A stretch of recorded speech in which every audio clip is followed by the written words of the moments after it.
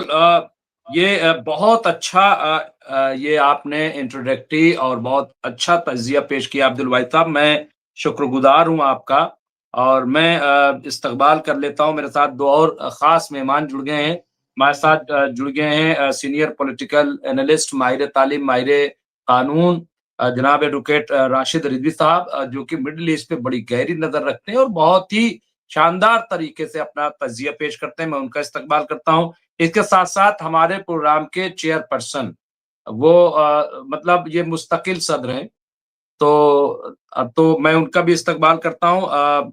जनाब फिरोज बख्त अहमद साहब, जो कि वाकई एक बहुत ही संजीदा और सीनियर पॉलिटिकल एनालिस्ट हैं। मौलाना आजाद उर्दू यूनिवर्सिटी हैदराबाद के आप चांसलर रहे हैं, मिडिल ईस्ट पे बड़ी अच्छी नजर रखते हैं और कई बार तो बहुत जज्बाती हो जाते हैं मिडिल ईस्ट। जाहिर सी बात है, कोई भी हसास तबीयत रखेगा तो जो हालात है उसमें जज्बाती होना फितरी है। मैं उनका इस्तकबाल करता हूँ। जहां से जो बात आपने जहाँ पे एक बीच बात आई थी कि साहब जाइए मस्जिदों में, तो मेरे ख्याल से कोई बचा नहीं है किसी भी मसलक में जिसके पीछे हमने नमाज न पढ़ी हो और जहां हम गए ना हो। तमाम जो है चाहे मौलाना अरशद मदनी हो, चाहे असगर इमाम अली सल्फी हो, और चाहे वो आप समझ लीजिए कि मौलाना तौकीर रदा और उनके जो खानवादा वो हों, तो ये सारे, और बल्कि इमाम बुखारी ने तो हमारे घर में आके नमाज पढ़ाई थी रमजान में, और उसमें सारे तबके के फिरोज बख्श साहब शायद उसमें मौजूद थे, अगर मुझे याद है या नहीं, लेकिन लक्ष्मी नगर में वहां पे सारे लोग आए थे, सारे उलमा। तो खैर, और दूसरी चीज, जहां तक मसले की बात है, मैं एक चीज कहता हूँ कि झगड़ा कुरान का नहीं है, झगड़ा असल में रेहल का है। वो कहते हैं हमारी रेहल ऐसी है, वो कह रहे हैं हमारी रेहल ऐसी है, वो कह रहे हैं सोने की, वो कह रहे हैं चांदी की, वो कह रहे हैं 3 पाँव, वो कह रहे हैं 4 पाँव। बात इतनी सी है। कुरान पे अगर बात करेंगे, कुरान का कोई झगड़ा नहीं। तो चलिए, खैर ये बात अलग है। मैं मेजर जनरल साहब से चाहूंगा कि जिस तरह के हालात बन रहे हैं और एक बड़ी खबर आ रही है, बड़ी खबर मैं आपकी खिदमत में पेश कर रहा हूं, और यही हम चाहेंगे कि इसी बात हो। यहाँ पे आप देखिए, मिडिल ईस्ट के साथ मुस्लिम देशों को तोड़कर बनेगा ग्रेटर इजराइल। सामने आई अमेरिका की मंशा। तो ये आप देखिए, अमेरिकी राजदूत माइक हकाबी के बयान ने इशारा दिया है कि अमेरिका के कुछ नेता ग्रेटर इजराइल के विचार के तई, यानी उनके ख्यालात के तई हमदर्दी रखते हैं। उन्होंने इजराइल के मुमकिना जो इलाकाई तौसी है, जो क्षेत्रीय विस्तार है, उसको धार्मिक यानी मजहबी बुनियाद पर सही ठहराने की बात कही है। इजरायली लीडरान के बयानों और अमेरिकी समर्थन से अंतरराष्ट्रीय कानून और फिलिस्तीनी राज की संभावना पर सवाल खड़े हो रहे हैं। तो ये आप देखिए, ये जो बात सामने आ रही है, खुल्लम खुल्ला एक के बाद एक इस तरह की चीजें आ रही हैं। तो मेजर जनरल साहब, ये जो बार बार ग्रेटर इजराइल का जिक्र होता है, हालांकि मैं नहीं मानता कि जो अब हालात बन गए हैं उसमें ये ख्वाब जो है वो शर्मिंदा ताबीर हो पाएगा, लेकिन फिर भी ये बार बार इसका जिक्र क्यों? क्या ये इसलिए सब्ज ख्वाब तो नहीं कुछ लोगों को दिखाया जा रहा है? क्योंकि कई बार ऐसा होता है कि पैसा उगाने के लिए एक बार हमने एक मिसाल दी थी कि जैसे होता ये है कि जो बिल्डर होते हैं वो एक जमीन तय कर लेते हैं और उसके बाद उस पे एक नक्शा बना देते हैं, साहब ये है, उसको कहते हैं प्लॉटिंग। और प्लॉटिंग करके एक नक्शा बिल्डिंग बना करके और फिर उस सबसे पैसा ले लेते हैं कि साहब ये आप बुक कर लीजिए, फटाफट बुक कर लीजिए, ये बनना है। तो गाजा में असल में जो मसला है, मैं यही समझता था कि वहां बुकिंग पहले हो चुकी है, लेकिन उनको अंदाजा नहीं था कि वहां मुंह की खानी पड़ेगी। तो अब मुझे लग रहा है ग्रेटर इजराइल भी उसी तरह का मामला है। लेकिन फिर भी अगर आज इसकी चर्चा हो रही, कैसे देखते हैं मेजर जनरल साहब, और जो हालात अभी बन रहे हैं उसके भी? जी, अस्सलाम वालेकुम मुमताज भाई, आपको, आपके सभी पैनलिस्ट को और आपके सभी सुनने वालों को, और जय हिंद।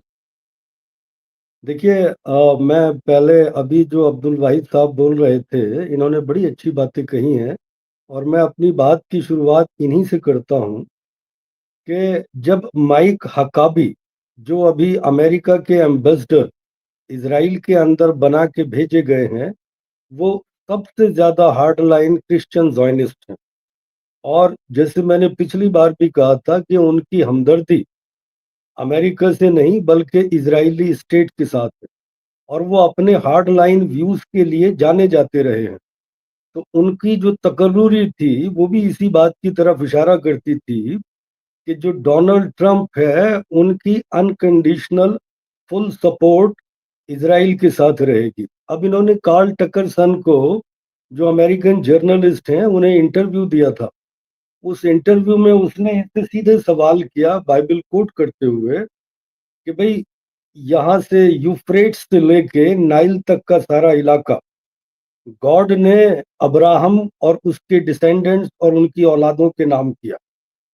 अब उन्होंने सवाल किया कि क्या आप इस बाइबल को जिसको कोट करते हैं इसको फिजिकली आप यकीन करते हैं? अगर ये बात सही है तो साउथ तुर्की, इराक, शाम, जॉर्डन और मिस्र का बहुत सारा इलाका ग्रेटर इजराइल के अंदर शामिल हो जाता है। क्या आप बाइबल की इस बात से मुत्तफिक हैं? तो उन्होंने इस बात को डग करने की कोशिश की थी और जवाब में ये बोला था कि हाँ, जितना ज्यादातर मिल जाए तो वो ठीक रहेगा। तो ये उनका जवाब था। तो जब अमेरिका के एम्बेसडर इस तरह से सोचते हैं तो जो फलस्तीनी अवाम है या उस खित्ते के बाकी मुल्क हैं, वो इस बात से अंदाजा लगा सकते हैं कि जो अमेरिकन पॉलिसी है वो कितनी ज्यादा न्यूट्रल होगी। इसी बात से आप अंदाजा लगा सकते हैं। दूसरा आपका सवाल ये है कि क्या ग्रेटर इजराइल बन सकता है? देखिए, मैं पहले भी ये बात कहता रहा हूँ और मैं थोड़े से हिस्टोरिकल पस मंजर से ये बात आपके सुनने वालों को समझाना चाहता हूँ कि इजरायली मिलिट्री अपनी पीक पे थी जून 1967 वॉर के अंदर। उस वॉर के अंदर उन्होंने 6 दिन के अंदर मिस्र से सिनाई पेनिनसुला जीत लिया था, जॉर्डन से वेस्ट बैंक जीत लिया था, और सीरिया से जो गोलान हाइट्स का इलाका है उसको जीत लिया था। वो इजरायली मिलिट्री की, उनकी पॉलिटिकल लीडरशिप की पीक थी। उसके बाद 1973 की जो यौम किप्पूर वार हुई, जिसे मिस्री रमजान की वार बोलते हैं, द रोड टू रमजान, उस जंग के अंदर जब मिस्री फौज ने, सीरिया ने और मिस्र ने मिल के इजराइल के ऊपर हमला किया था, और जब उन्होंने हमला किया था तो इजराइल ने एक बड़ी स्ट्रॉन्ग बारलीव लाइंस बनाई थी जो ईस्टर्न बैंक है स्वेज कनाल का। क्योंकि स्वेज कनाल के राइट साइड में अगर आप देखें, ईस्टर्न साइड में सिनाई पेनिनसुला पड़ता है, और उसको प्रोटेक्ट करने के लिए उनका एक इंजीनियर था फौजी, उसका नाम था बारलीव। तो उसके नाम से उन्होंने बारलीव लाइन बनाई थी, और ये तस्वुर किया गया था कि इसको कोई मिलिट्री पेनेट्रेट नहीं कर सकती।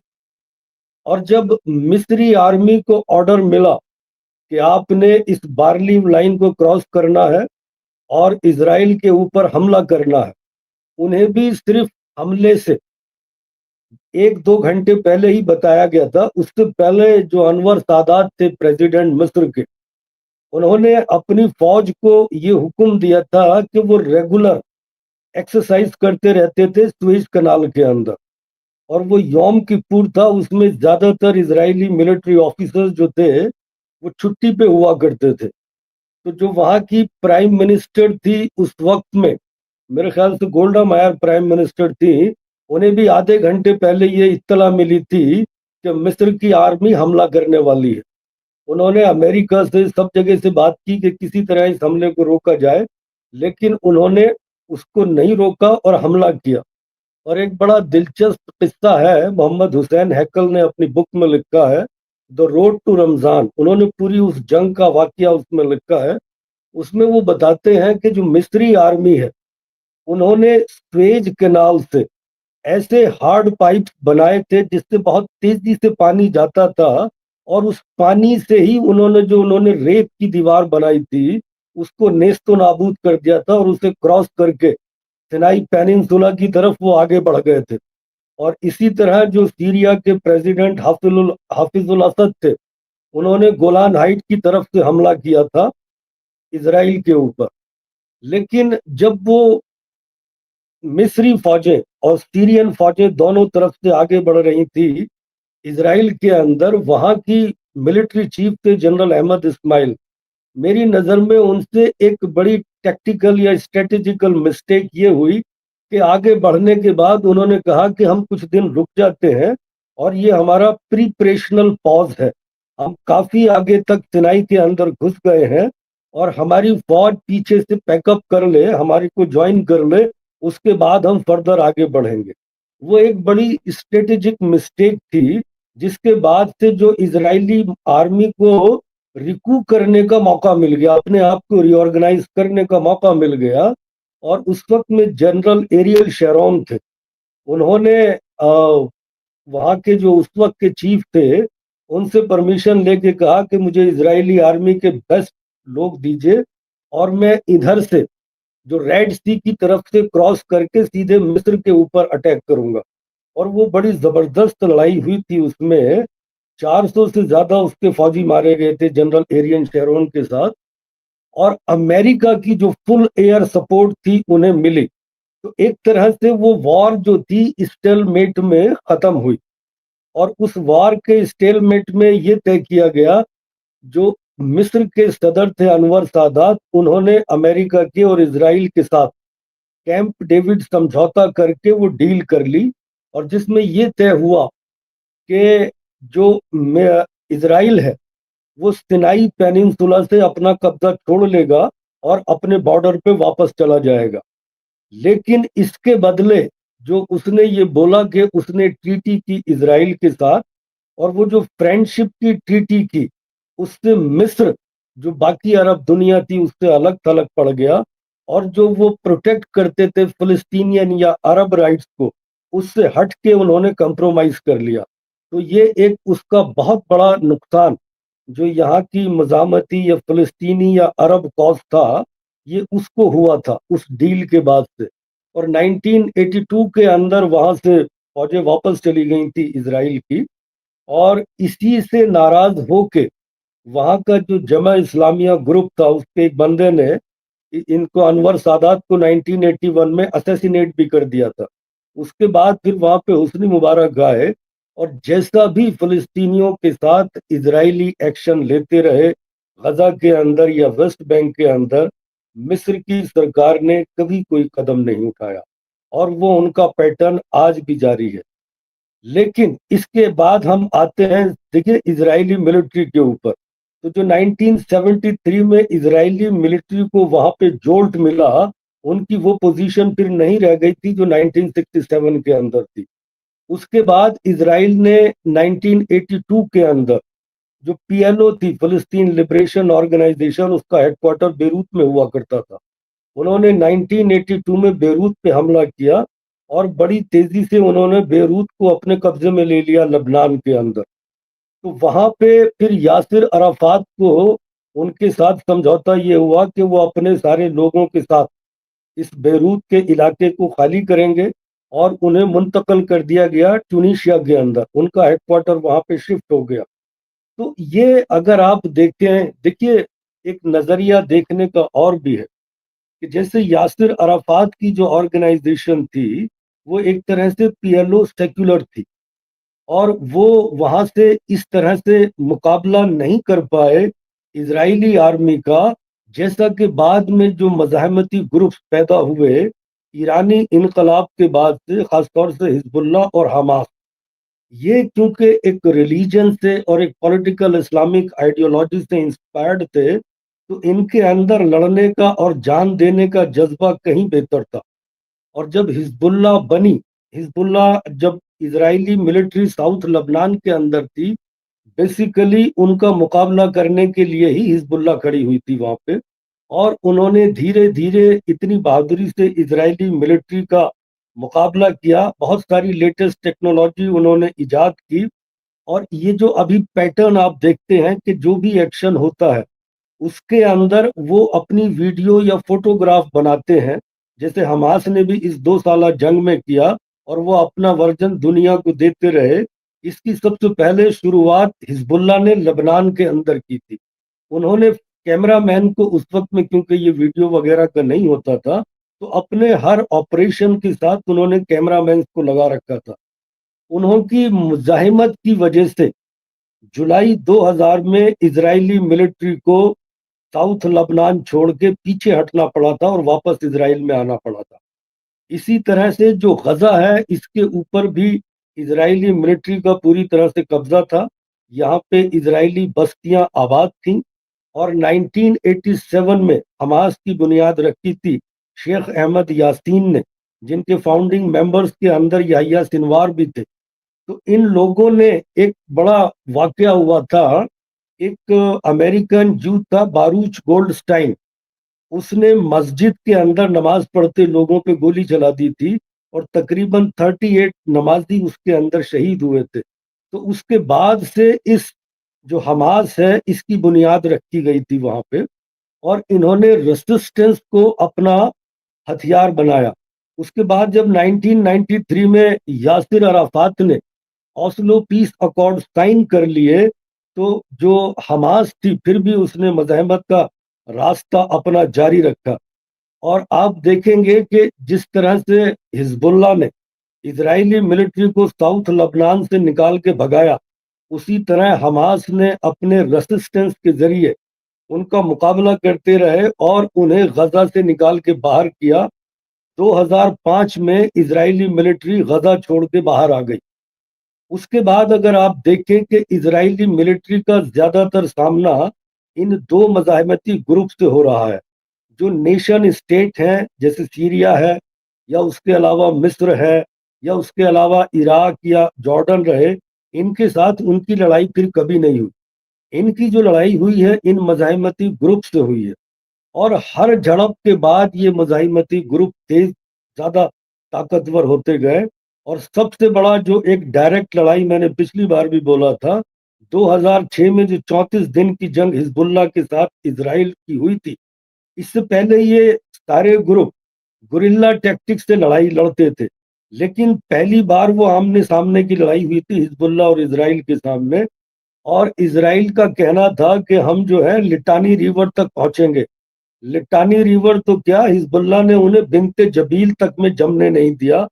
बिनते जबील बड़ा मशहूर गांव है जो लबनान के और इजराइल के बॉर्डर पे पड़ता है, और वहां पे जंग शुरू होने से पहले शेख हसन नसरुल्लाह ने एक बहुत ही डिफाइंट स्पीच दी थी, जिसकी वजह से जो इजरायली मिलिट्री या पॉलिटिकल लीडरशिप थी उन्हें ये गुमान था कि हम इस बिनते जबील को नेस्तो नाबूद कर देंगे।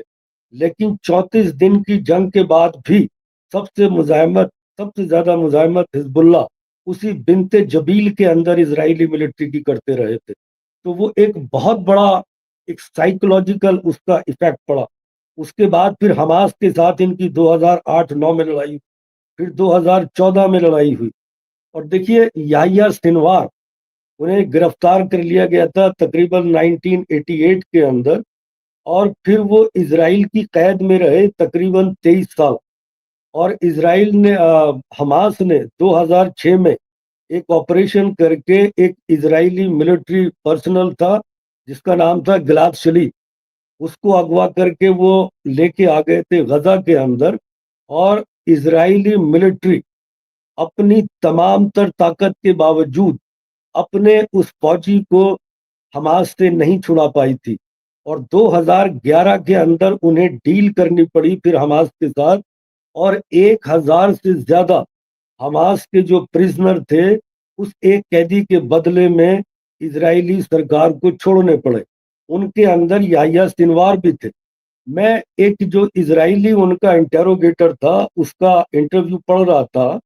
उसने अभी जब 2 साल जंग हुई थी, जब अक्टूबर में अटैक हुआ था 2023 में, उसके बाद उसने अपना इंटरव्यू दिया था, और उसमें उसने ये कहा था कि जब मैं याह्या सिनवार को इंटेरोगेट कर रहा था तो उन्होंने मेरी तरफ बड़ी स्टीली नजरों से देखते हुए कहा था कि आज तुम मुझे इंटेरोगेट कर रहे हो, लेकिन एक दिन वो आएगा मैं यहाँ से रिलीज होके जाऊंगा और मैं हमास की पॉलिटिकल लीडरशिप मेरे हाथ में आएगी, और एक दिन मैं तुम पे ऐसा हमला करूंगा, मैं तुम्हें इंटेरोगेट कर रहा हूँगा।